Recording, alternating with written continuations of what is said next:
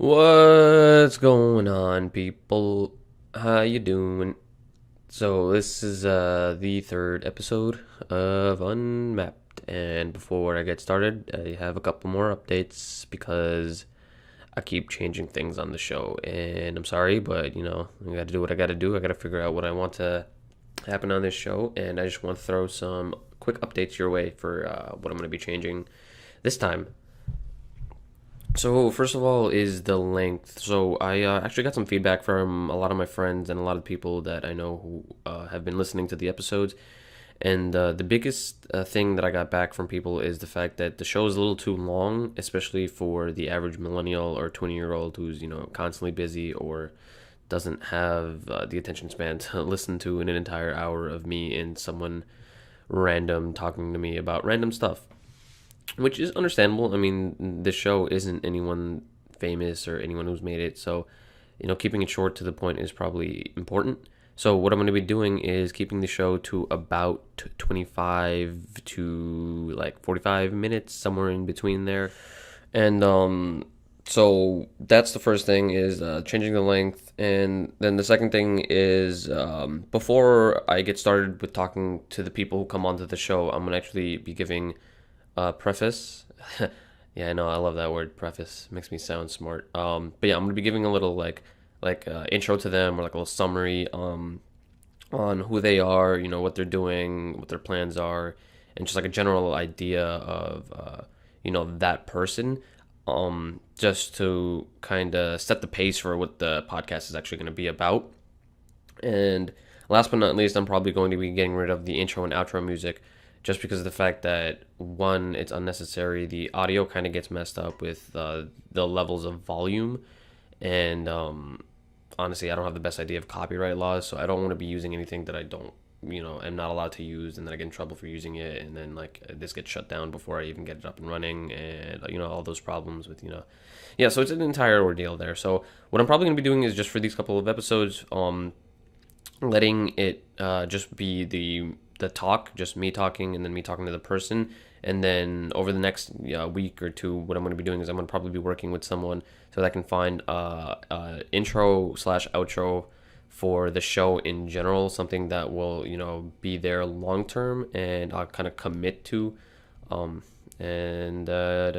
think that's it.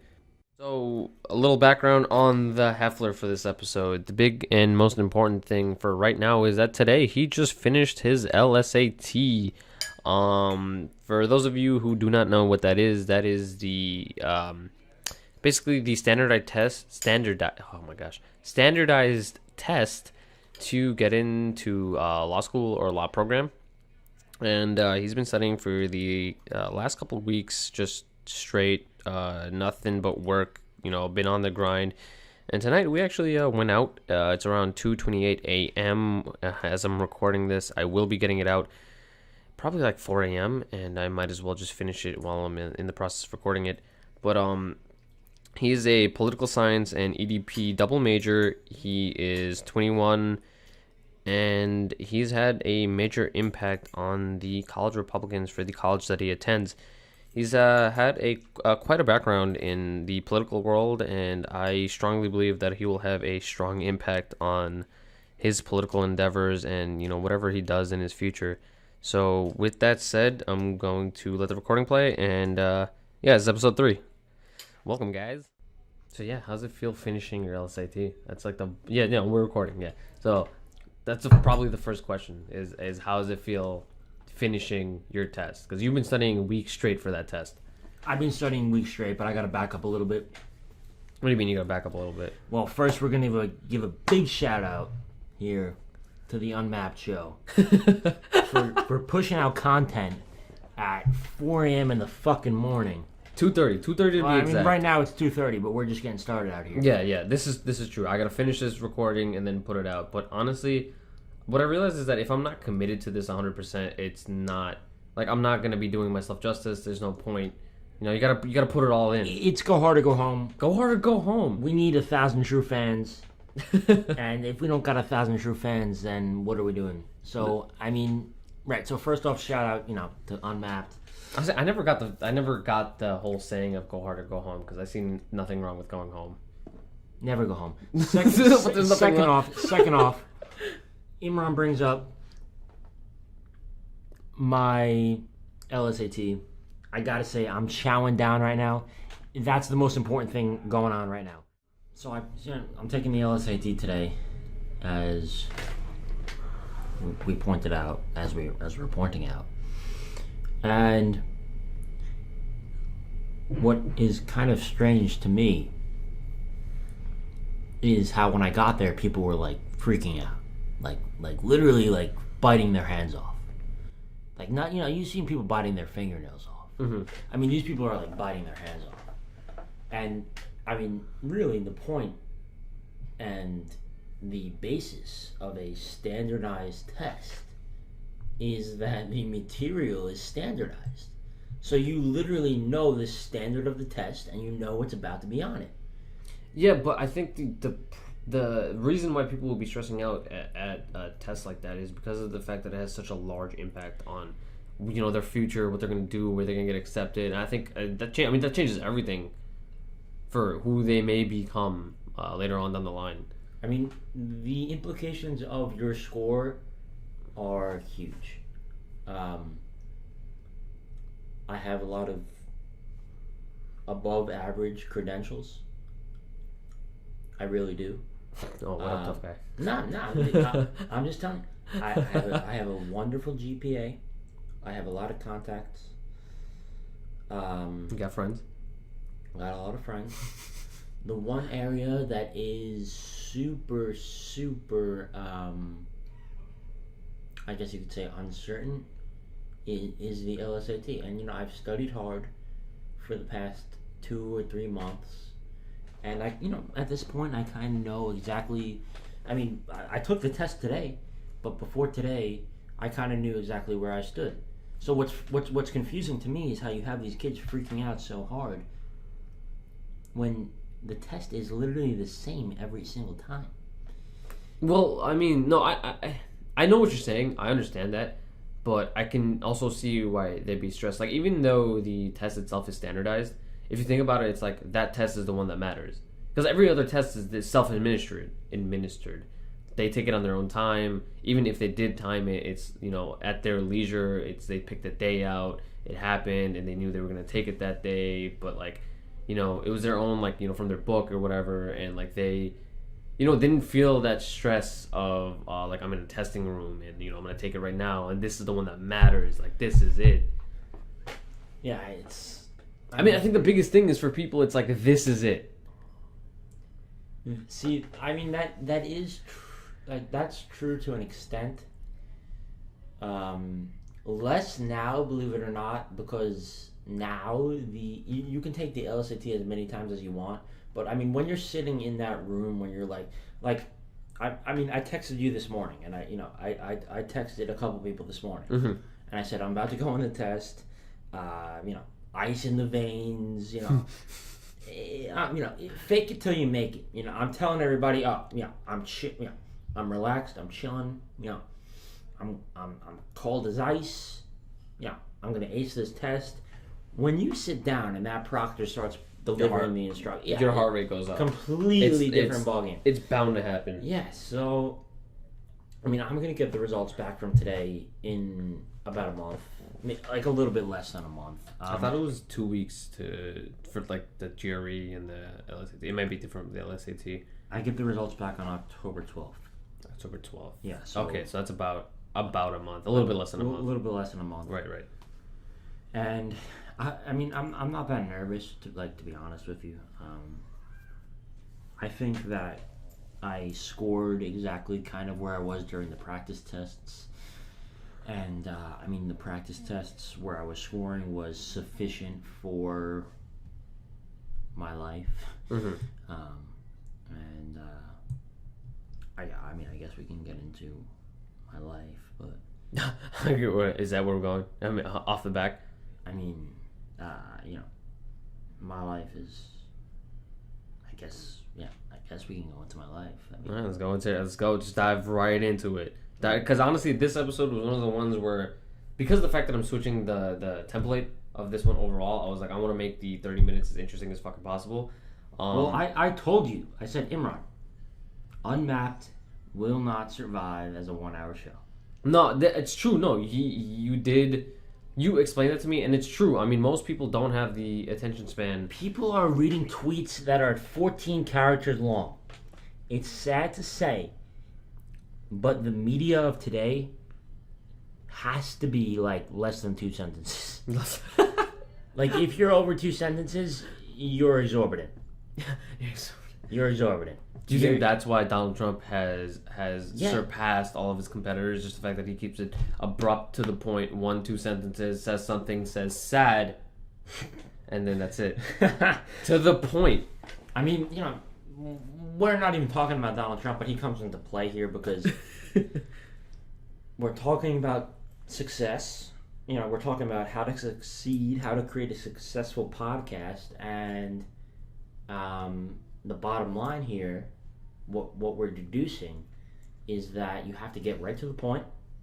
You have to deliver content in a quick way, and analogous to this is Donald Trump, and really, how he delivers his. I'm not feeling it. We gotta go back a little bit. We're not gonna go back. It's the podcast started. You're just gonna go with it. This is how it goes. I already fucked up on the recording like 2 times, just letting you guys know. So this is like our 3rd attempt here. I know I keep messing up, but we're gonna keep going here. No, how? But what do you mean how? We can keep going. That's how it goes. That's how a podcast goes. There's no editing here. It's just unfiltered conversation for 20-year-olds by 20-year-olds, and that's what we do here. No, so with the fact is that most of the people in the media, like the thing that I'm doing right here, it's like it's 2:50 in the morning. Like, I'm gonna put in the work. Like, most people nowadays, our age, don't have the attention. We just came back from a bar, and most of the people at that bar, I feel as though they just didn't have an attention span. Like, I saw so many women there. Like, it's like, a guy would come up, they would talk to her. I didn't see that many women there. Okay. So I saw 3 women there, and of the 3 women, all 3 were either, there was just one that was yawning, and then there's 2 of them who would, like, at multiple times, a guy would come up to her, talk to her, and then, they wouldn't vibe. You know the bald guy? Yeah, the bald guy that was there. What was that guy's deal? I don't know what that guy was doing. I think he seemed like one of those guys that never was able to get a girl, but he's like, oh, like, I'm a nice guy, like, what happened? But he looked like when he was younger, like, he started working out, and he would kill me. No, that guy was huge. That guy would have killed us. That guy was huge. If you fucked with him, he would have murdered us. 2-on-1, that guy would have murdered us. Yeah, without a doubt. But he seemed like the type, like, he started working out because he didn't have confidence, but then he still never got confidence. Like, how do you get that bald? He was so bald. No, seriously. Like, if I tried to get that bald, I couldn't do it. Nah, he went straight for the shaved look. He's, like, bald. No, but he rocked it. I think he rocked it. Like, he shaved his head, and then he walked into the bar. Like, immediately. I mean, maybe that's his fresh cut. Some people get fresh cuts and then go to the bar. Maybe his is a fresh shave. He was bald as fuck. He was Mr. Fucking Clean. He wasn't. No, honestly, now that you say he wasn't talking to those females, but he wasn't sitting next. He was sitting next to them, awkwardly looking over, like, I wonder what I would say. Like, he seemed like the average, like, freshman college student that didn't know what to do. I ordered a couple beers at the bar, and I ordered them, like, right next to that guy. Mm-hmm. And he was nice. So I don't know what his intentions were at all. Mm-hmm. He was certainly intimidating. Mm-hmm. And I mean, obviously we didn't approach, the females that were there. No, but this goes back to the point that I was saying, is that the females there, like, every time I looked over at one of them, as soon as a guy wouldn't, or like didn't vibe with them, or they didn't connect, immediately, like that, they would go right to their phone and be like, oh, I wonder what kind of stimulus I can get from my phone, instead of fucking, enjoying what I'm doing right here. Like, the entire time I was there, like, I didn't want to go out tonight. I was like, I want to knock out 11, 12-ish, and I had no intention of going out. But once I was there, I was like, no phone, I don't want to look at my phone. I'm going to spend all of my energy, here in the moment. And I feel like people don't do that anymore because when their phones, they can go in the past, in the future, look up the news. It's a constant just shit just getting thrown at them, and they're like, oh, like there's so much stuff, like why do I gotta be doing what I'm doing right now? I mean, and again, basically what you're saying kind of relates back to every single thing we've said in this podcast so far, in reverse chronological order for the most part. The rise of Donald Trump, I don't even know how this got into the podcast, but I mean, naturally it's in the podcast. People are looking for the quickest, fastest stimuli, and Donald Trump, via his tweets, via his comments, via his press conferences, he provides that. He does. I mean, I think that's why he appealed to such a large majority of people, is that he was, quote unquote, a people person. He just said things. He just said what he thought. Yeah. And to the people, I mean, after so many, I feel like years of like reality TV and like seeing just these people, being up, Here's the best way to put it. Listen. Here's the best way to put it. All right, send it. Donald Trump took a road trip across the middle of America. And the entire way, his window, in the seat that he was sitting in, his window was rolled down. And he took notes on what he heard on his road trip. Took, good notes across the road trip, across the country. And then he turned around once he got to the end of the road trip, and he had a megaphone in his hand, and he repeated what he heard. Exactly what he heard. Yeah, that's exactly what he did. And he did a great... The thing is, like, I can't deny that he did a great job doing what he set out to do. There was nothing fancy about what he did. No. He just said exactly what he heard. And unfortunately, a lot of people can't wrap their heads around how he succeeded, how he won. I think those people are just the ones that don't understand how the social or political system works, where they don't really think about the majority of people. They're kind of just in their little... like I can totally understand why a particular person might say he shouldn't have won. He has bad ideas. Yes, yeah. I don't agree with those ideas. But the fact that he did win. He won. He won. Yeah. And these same and a certain particular portion of the population cannot fathom how he accomplished this. Right. But I just explained it. Yeah. I mean, it's simple. He drove down Main Street with his window down. He heard what they said. He repeated what they said. And that's how he won. And that's it. That's it. Easy. Simple as that. Yeah. I mean, honestly, he was probably surprised himself that he ended up in that position. To his wife, she definitely did not expect to end up the First Lady of the United States of America. Very possible. Very possible. You see her face, she's distraught. She's like, how did this happen? Very possible, but from the beginning, he knew that he could do it. Yes, and me and Pooh Bear, we talked about this on the last episode. The secret to life is literally just being like, I got this. Fake it till you make it. Fake it till you make it. I mean, no one that said they couldn't do it ever did it. Yeah. Donald Trump was never like, you know what, I can't be president. Yeah. Because if he said that he couldn't be president, he wouldn't have been president. He would have never been president. He said that he could do it. So, Yeah, he did it. That's necessary. Saying that you can do something is necessary, in my opinion, to doing it. Well, yeah, I mean, that is key. But the bigger reason why I obviously wanted to bring up Trump and the Republican Party is because of the fact that you have such a history being a young Republican.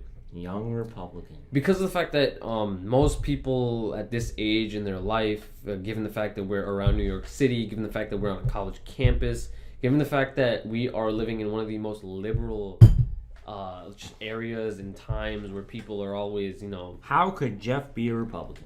Yeah, it's just, it's different. It's not the norm to be a Republican. And it's sad to say because I feel like people, they've made the whole idea of the political system one versus the other, good versus bad, two sides to the same cause. But it's not like that. Like, no matter what, at the end of the day, it's the same, system, the same government, the same people who are being worked with, Yeah, I mean, real quick before I really get into it, I'll paraphrase, and this is a paraphrase, a loose paraphrase of John Stuart Mill, one of the definitely one of the greatest political philosophers of the 19th century.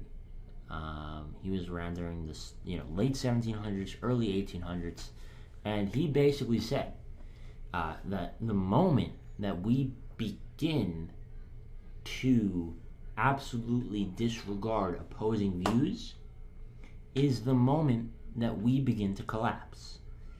And what that implies is that all views are valid and all views have to be considered. And the moment that we disregard a particular view, for example, a view that is carried by a Republican, at that moment is when society begins to fail to progress. I completely agree with that. Right? Because I'll give you a great example, and this may be an extension of the logic, but here is the example. If you have someone who has a radical ideology or an extremely conservative ideology that you can't stand, that you believe is wrong, when you tell that person, whatever they believe, that they can't say that, or that what they say, that what they're saying is weird or wrong, or it's ostracized. Yeah. That's when we fail. That's when, as a group of people, we fail because we are not allowing debate on whatever that person may be saying. Off the back, as soon as you do that, you separate the sides. You make it, two different positions. It's no longer like, like you have an idea and I kind of have an idea, and let's work together and try to find let's talk it out. Yeah, let's talk it out. That doesn't find the middle ground here. That doesn't exist anymore. The moment you outright dismiss a particular idea is extremely dangerous. And as a college Republican in a pretty liberal campus, we've combated. We've battled against certain forces that have strived to keep us out in the name of progress. Really, in the name of progress, because without a corner, a blue corner and a red corner, there's no fight, and with no fight, there's no winner. And to be honest, to make progress, you need a winner. And I mean, that's not the only reason why I'm a college Republican. The only reason why I'm a college Republican is not because I think we need to have a winner and a loser. There is no single reason why I'm a college Republican. There's many reasons why I have this ideology, which apparently in the day and age and the region of where we are at the moment is obtuse or maybe strange, is quite frankly because I believe it to be true.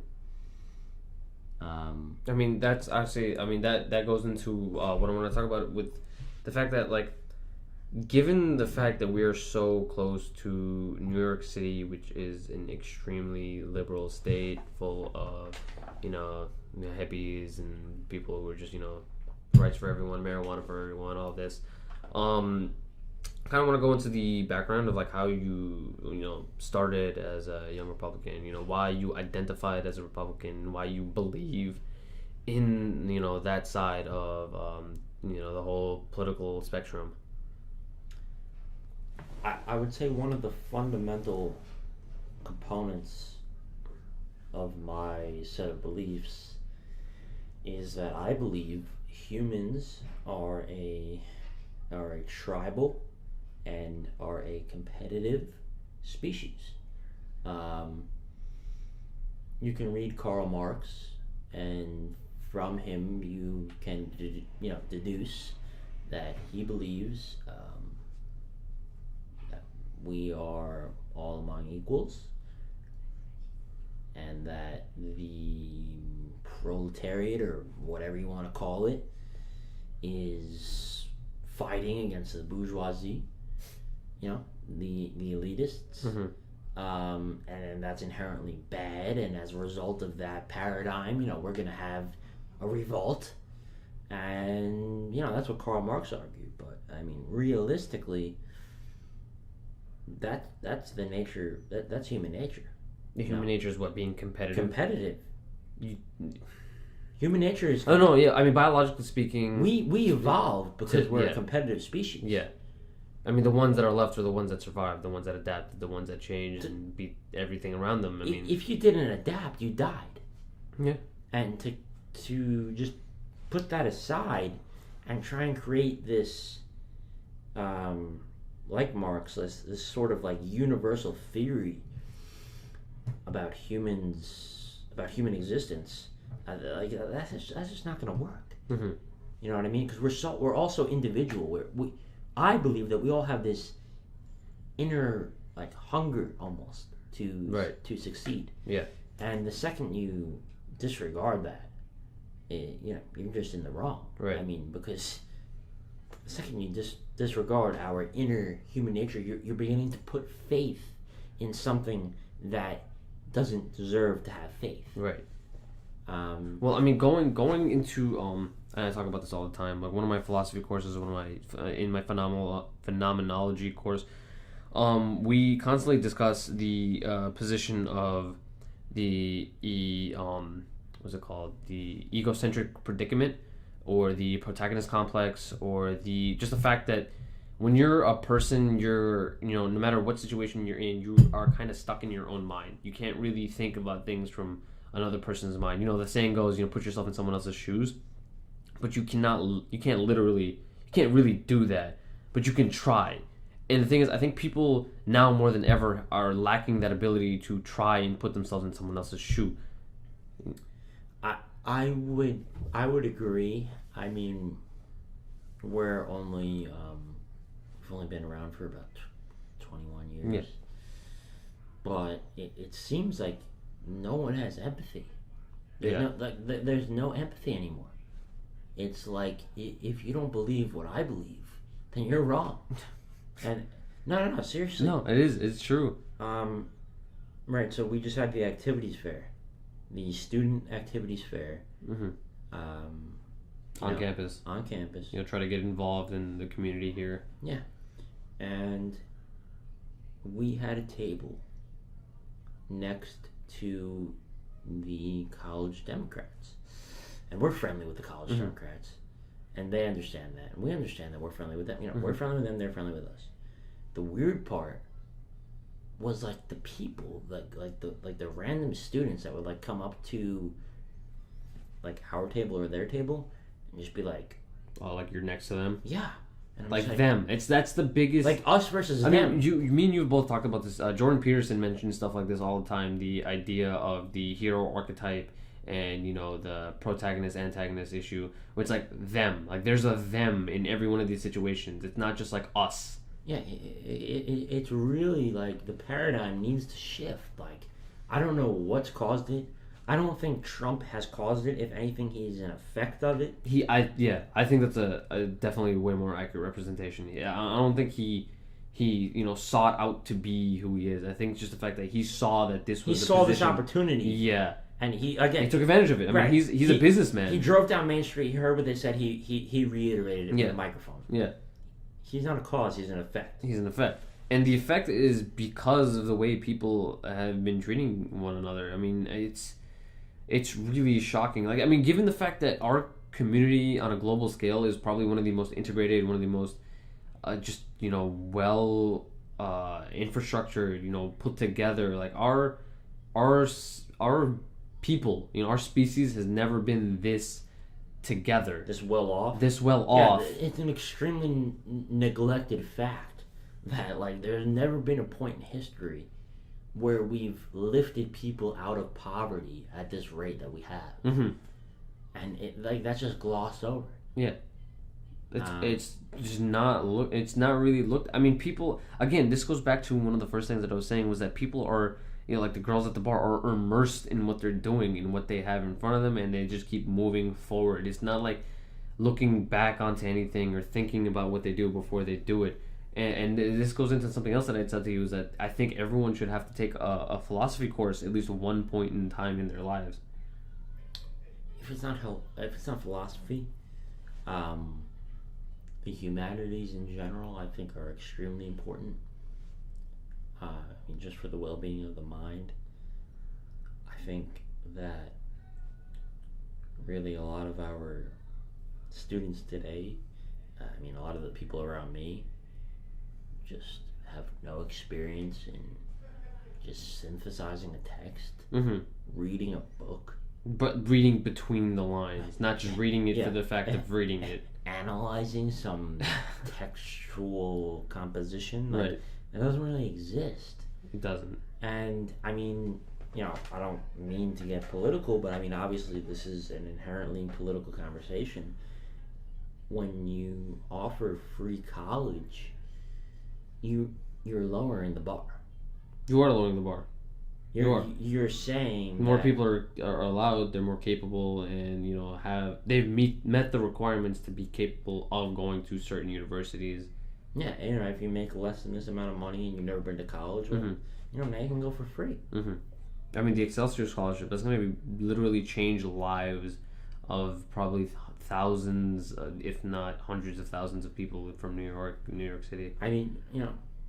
We'll see how it goes. The Excelsior Scholarship, which, if you don't know, is a program where you essentially get a fully subsidized tuition to a state school, and for the amount of years that you accept that tuition, you have to stay in the state and work in the state, pay taxes in the state. But it's really kind of like a new program. It's never really existed in any state. And side note, that's the beauty of federalism, is that things like this, programs like that can happen. We can try this in a state without trying it on the national level. Right. If it fails in New York, well, there's 49 other states that don't have to experience that failure. And part of the problem and part of the reason, again, going back to what we were discussing earlier, why I feel strongly about the Republican Party is that the Republican Party, advocates for states' rights.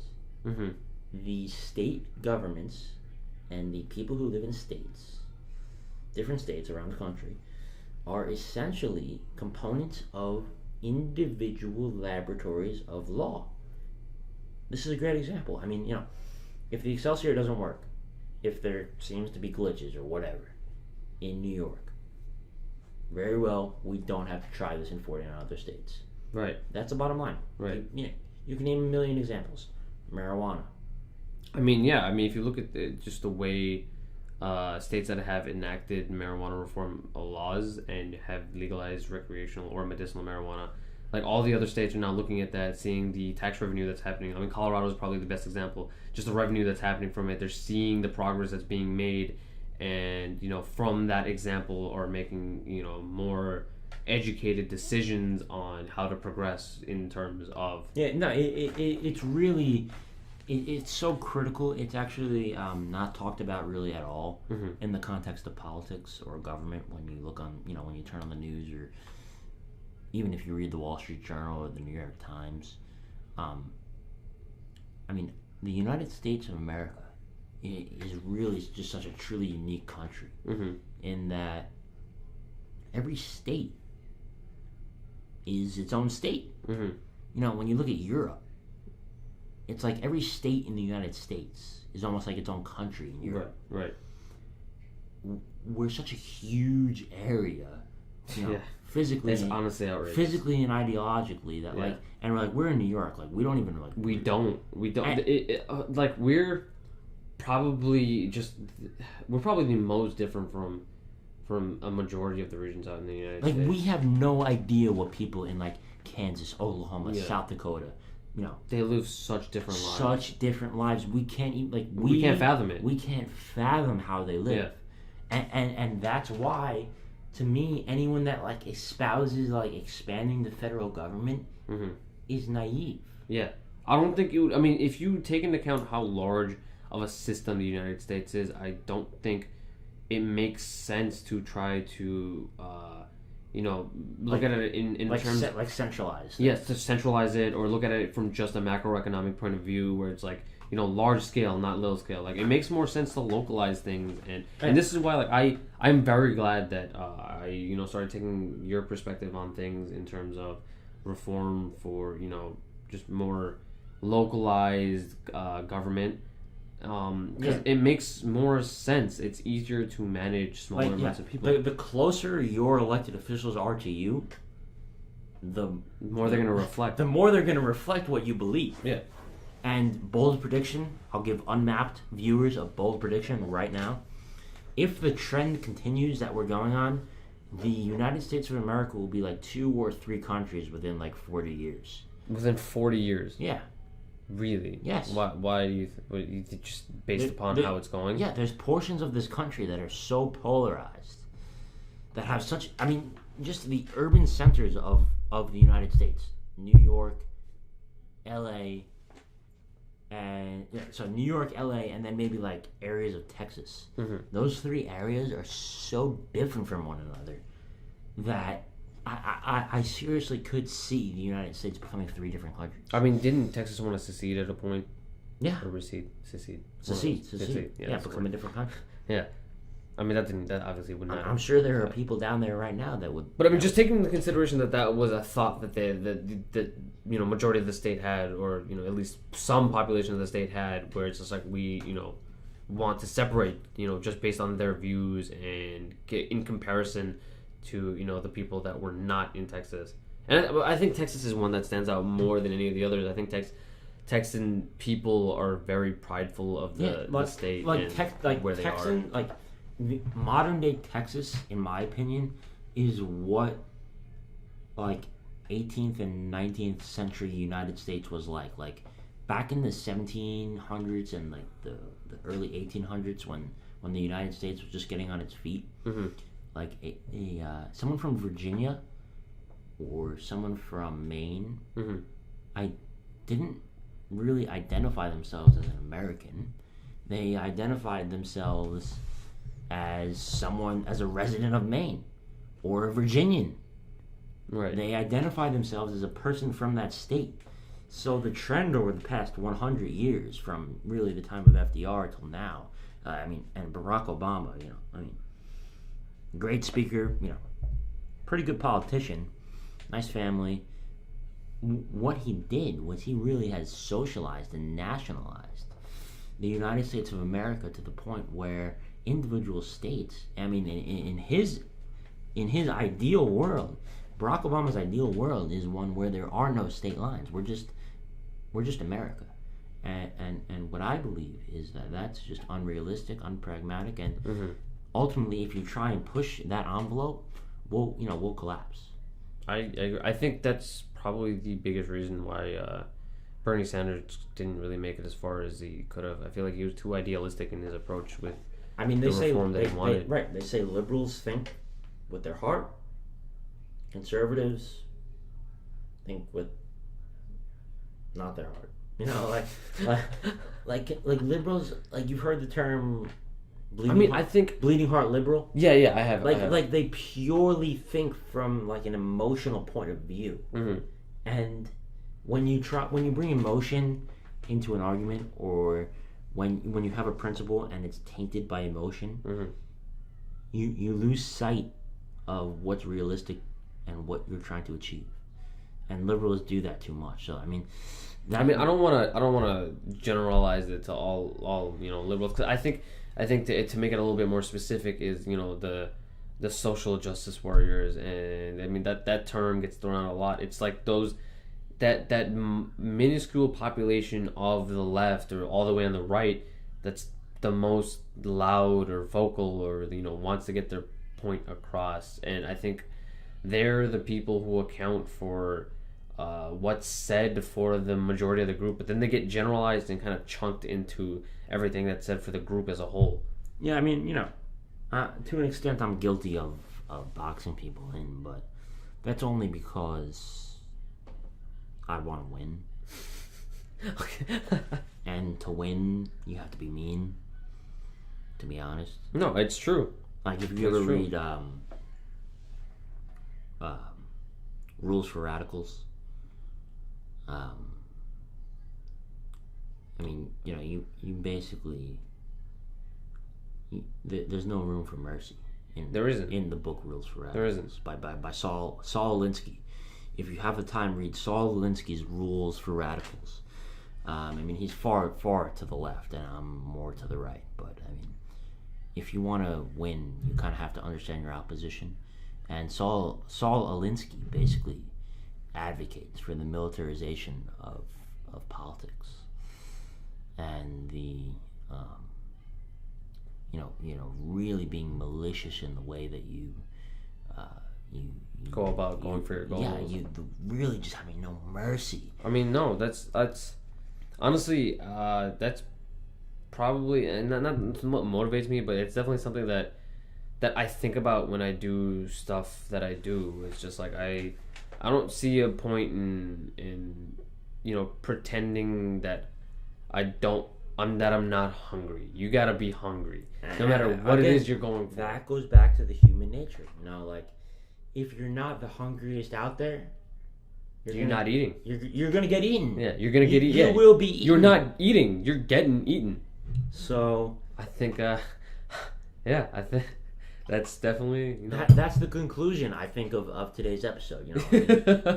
Really. That was a fucking perfect wraparound. I mean, we'll talk about a lot. We'll talk about politics, government, philosophy, whatnot. I think, in my opinion, that's exactly it.